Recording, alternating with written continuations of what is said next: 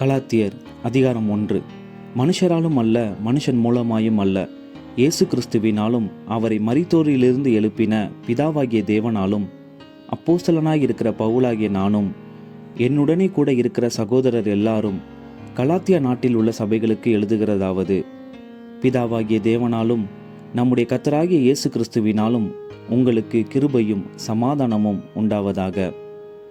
அவர் நம்மை இப்பொழுது இருக்கிற பொல்லாத பிரபஞ்சத்தினின்று விடுவிக்கும்படி நம்முடைய பிதாவாகிய தேவனுடைய சித்தத்தின்படியே நம்முடைய பாவங்களுக்காக தம்மை தாமே ஒப்பு கொடுத்தார். அவருக்கு என்றென்றைக்கும் உள்ள சதா காலங்களிலும் மகிமை உண்டாவதாக. ஆமேன். உங்களை கிறிஸ்துவின் கிருபையினாலே அழைத்தவரை நீங்கள் இவ்வளவு சீக்கிரமாய் விட்டு வேறொரு சுவிசேஷத்திற்கு திரும்புகிறதை பற்றி நான் ஆச்சரியப்படுகிறேன். வேறொரு சுவிசேஷம் இல்லையே.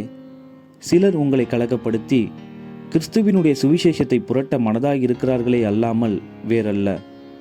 நாங்கள் உங்களுக்கு பிரசங்கித்த சுவிசேஷத்தை அல்லாமல் நாங்களாவது வானத்திலிருந்து வருகிற ஒரு தூதனாவது வேறொரு சுவிசேஷத்தை உங்களுக்கு பிரசங்கித்தால் அவன் சபிக்கப்பட்டவனாய் இருக்க கடவன். முன் சொன்னது போல மறுபடியும் சொல்லுகிறேன், நீங்கள் ஏற்றுக்கொண்ட சுவிசேஷத்தை அல்லாமல் வேறொரு சுவிசேஷத்தை ஒருவன் உங்களுக்கு பிரசங்கித்தால் அவன் சபிக்கப்பட்டவனாய் இருக்க கடவன். இப்பொழுது நான் மனுஷரையா தேவனையா யாரை நாடி போதிக்கிறேன்? மனுஷரையா பிரியப்படுத்த பார்க்கிறேன்? நான் இன்னும் மனுஷரை பிரியப்படுத்துகிறவனாய் இருந்தால் நான் கிறிஸ்துவின் ஊழியக்காரன் அல்லவே. மேலும் சகோதரரே, என்னால் பிரசங்கிக்கப்பட்ட சுவிசேஷம் மனுஷருடைய யோசனையின்படியானதல்லவென்று உங்களுக்கு தெரிவிக்கிறேன். நான் அதை ஒரு மனுஷனால் பெற்றதுமில்லை, மனுஷனால் கற்றதுமில்லை. இயேசு கிறிஸ்துவே அதை எனக்கு வெளிப்படுத்தினார். நான் யூத மார்க்கத்தில் இருந்தபோது என்னுடைய நடக்கையை குறித்து கேள்விப்பட்டிருப்பீர்கள்.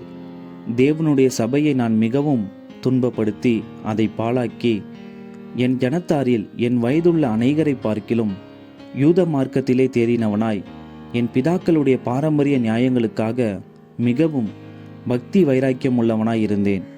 அப்படி இருந்தும் நான் என் தாயின் வயிற்றில் இருந்தது முதல் என்னை பிரித்தெடுத்து தம்முடைய கிருபையினால் அழைத்த தேவன் தம்முடைய குமாரனை நான் புறஜாதிகளிடத்தில் சுவிசேஷமாய் அறிவிக்கும் பொருட்டாக அவரை எனக்குள் வெளிப்படுத்த பிரியமாய் இருந்தபோது உடனே நான் மாம்சத்தோடும் இரத்தத்தோடும் யோசனை பண்ணாமலும் எனக்கு முன்னே அப்போஸ்தலரானவர்களிடத்திலே எருசலேமுக்கு போகாமலும் அரபி தேசத்திற்கு புறப்பட்டு போய் மறுபடியும் தமஸ்கு ஊருக்கு திரும்பி வந்தேன்.